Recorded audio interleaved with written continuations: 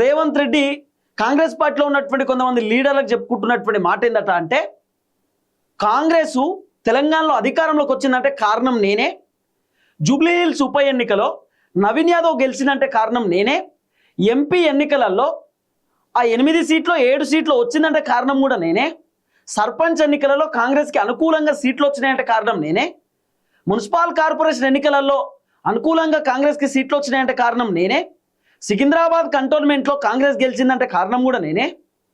అసలు ఓవరాల్గా తెలంగాణ రాష్ట్రంలో కాంగ్రెస్ పార్టీ అధికారంలోకి తీసుకొచ్చిందే నేను పాదయాత్ర చేయబట్టి అధికారంలోకి వచ్చింది. జనాలు మొత్తం నా ముఖం చూసే ఓట్లేసిరు. నేను లేకపోతే ప్రభుత్వం కూడా పడిపోతుండే, నేను లేకపోతే ప్రభుత్వమే లేదు. 2034 దాకా నేనే ముఖ్యమంత్రి ఉంటా, 2034 దాకా కాంగ్రెసే అధికారంలోకి ఉంటుంది. 2034 తర్వాత నేను జాతీయ రాజకీయాలు చేస్తా, దేశ రాజకీయాలు చేస్తా అనేటటువంటి ముచ్చట రేవంత్ రెడ్డి అందరికి చెప్పుకుంటున్నాడట. అసలు కాంగ్రెస్ ఇంత బలంగా ఉందంటే కారణం నేనే. కాంగ్రెస్ పార్టీ మంత్రులు ఏం చక్కగా పనిచేస్తలేరు, నేనే సూపర్ పనిచేస్తున్నా, మంత్రులు చేయాల్సినటువంటి పని కూడా నేనే చేస్తున్నా, మంత్రులు మొత్తం ఫెయిల్ అయిపోయారని చెప్పి రేవంత్ రెడ్డి వాళ్ళకి వీళ్ళకి చెప్పుకునేటటువంటి కార్యక్రమం చేస్తున్నట్టు.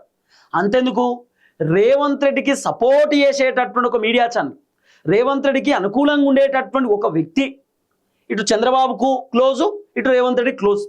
ఆ వ్యక్తి ఎవరో కాదు, ఏబిఎన్ రాధాకృష్ణ. వార్తలు మస్తుగా రాసిండు.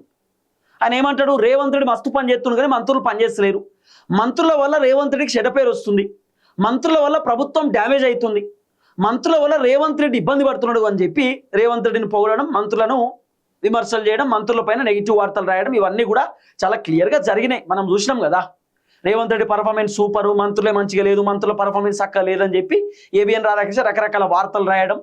ఆ తర్వాత రేవంత్ రెడ్డి మంత్రులను తిట్టినట్టు, రేవంత్ రెడ్డి మంత్రులపైన కోప్పడ్డట్టు, మంత్రులపైన సీరియస్ అయినట్టు వార్తలు రాయడం. సీన్ కట్ చేస్తే మంత్రులను అడిగితే రేవంత్ రెడ్డి మమ్మల్ని ఎందుకు కోప్పడతాడు, మమ్మల్ని ఎందుకు సీరియస్ అవుతాడు, మేము మంచిగా పని చేస్తున్నాం, మాకేం అవసరం అని చెప్పి మంత్రులు చెప్పడం.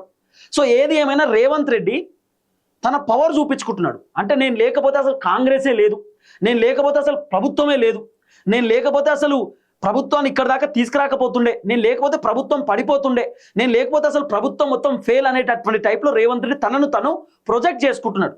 తనను తను ఎక్కువ, అంటే మొత్తం కాంగ్రెస్లో నేనే గొప్ప, తెలంగాణలో కాంగ్రెస్ మళ్ళీ అధికారంలోకి రావాలంటే నేను ఒక్కనే ఆప్షన్, తెలంగాణలో కాంగ్రెస్ పార్టీ అధికారంలో 5 సంవత్సరాలు ఉండాలంటే, ప్రభుత్వం కాన్స్టెంట్గా నడవాలంటే నేను ఒక్కనే ఆప్షన్, అధిష్టానానికి వేరే ఆప్షన్ లేదు అనేటటువంటి టైప్లో రేవంత్ రెడ్డి ప్రొజెక్ట్ చేసుకుంటున్నాడు. తనను తాను ఎక్కువ ఒక పై స్థాయికి తనకు తాను ప్రొజెక్ట్ చేసుకుంటున్నాడు.